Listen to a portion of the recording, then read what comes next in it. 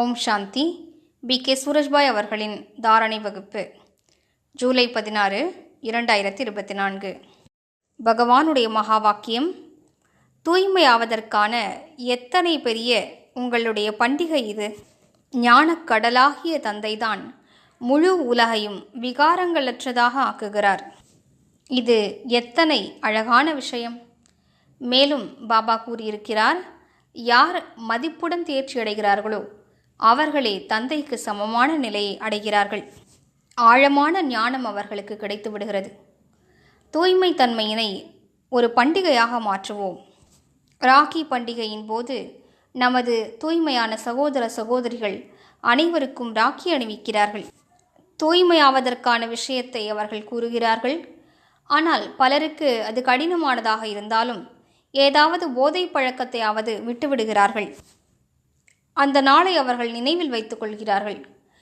புனிதமான சகோதரிகள் வந்து எங்களுக்கு ராக்கி அணிவித்ததால் இந்த பழக்கத்தை நான் விட்டுவிட்டேன் என்று கூறுகிறார்கள். இது கூட எத்தனை நல்ல விஷயம்! நமக்கோ தூய்மையாவது என்பது ஒரு பெரிய பண்டிகையாகும். சிந்தித்து பார்ப்போம். நாம் முழுமையாக தூய்மையாக வேண்டும். பகவானுக்கு நான் தூய்மையாவேன் என்ற உறுதிமொழி கொடுத்து விட்டோம். வாக்குறுதி கொடுத்த பின்னர் திரும்ப பெற மாட்டோம். ஆனால் பலரும் வாக்குறுதி கொடுத்த பின்பும் திரும்ப பெற்றுக்கொள்கிறார்கள். ஏனென்றால் அவர்கள் தூய்மைத்தன்மையினை கடைபிடிப்பதற்கான தவத்தின் சாதனையை செய்வதில்லை. வெறும் உறுதிமொழி எடுத்தால் போதாது, நாம் தவத்தின் சாதனை செய்ய வேண்டும்.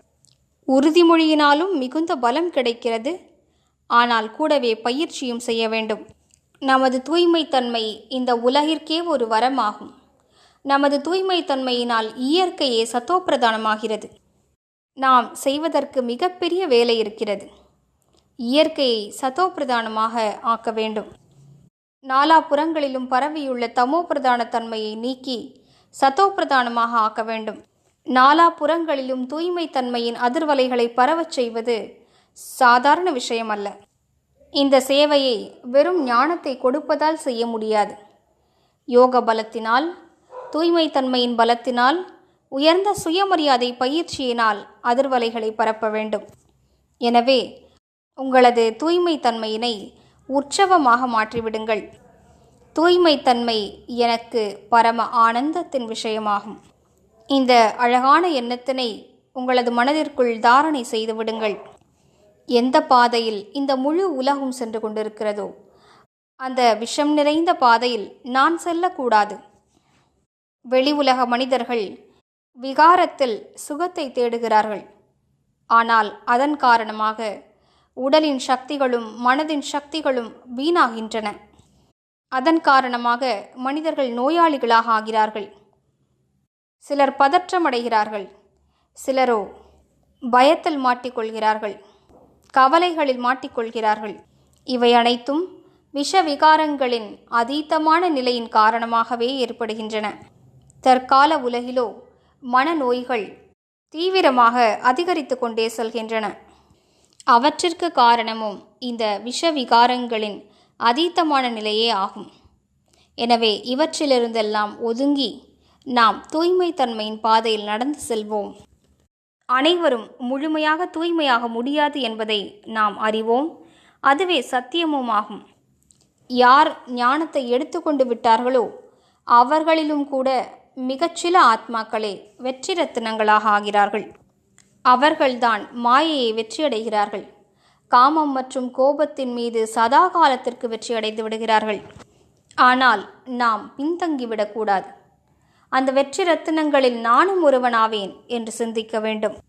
யார் ஆகப் போகிறார்களோ அவர்களாகட்டும், நான் ஏன் முயற்சி செய்ய வேண்டும் என்று நினைக்கக்கூடாது. இந்த பாதை மிகுந்த சுகத்தை கொடுப்பதாகும். ஏனென்றால் தூய்மைத்தன்மைதான் சுகம் மற்றும் அமைதியின் தாயாகும். தூய்மைத்தன்மையில் குணப்படுத்தக்கூடிய சக்தி அதிகமாக இருக்கிறது. பாபா கூறியிருக்கிறார், கடைசி காலகட்டத்தில் ஒரே நேரத்தில் பல நோயாளிகள் உங்கள் முன்னிலையில் வருவார்கள். நீங்கள் அவர்களுக்கு திருஷ்டி கொடுத்ததுமே அவர்கள் தமது நோயிலிருந்து விடுபட்டு வெற்றி முழக்கத்தை ஏற்படுத்தியபடி வீட்டிற்கு திரும்பி சென்று விடுவார்கள். ஆனால் யார் முழுமையாக விகாரங்களற்றவராக ஆகிவிட்டாரோ அவரால் தான் இதனை செய்ய முடியும். வெறும் தூய்மை தன்மை என்பதை விட மிக உயர்ந்த நிலை முற்றிலும் விகாரங்களே இல்லாத தன்மையாகும். அதில் பொறாமை இருக்காது, வெறுப்பு இருக்காது, பிறர் பற்றிய சிந்தனை இருக்காது, உடல் ரீதியான பார்வை இருக்காது. கனவுகளும் தூய்மையாகிவிடும், பாவனைகளும் மிக உயர்ந்தவையாக ஆகிவிடும். அப்படிப்பட்ட விகாரங்களற்ற நிலையை நாம் அனைவரும் அடைய வேண்டும். ஓம் சாந்தி.